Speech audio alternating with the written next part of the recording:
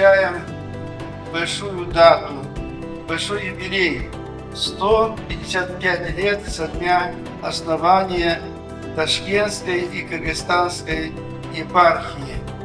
Это была одна большая епархия, которая сейчас входит и Таджикистан, и Кыргызстан, и Туркменистан, и Узбекистан, и Казахстан. Одна епархия по такой большой территории.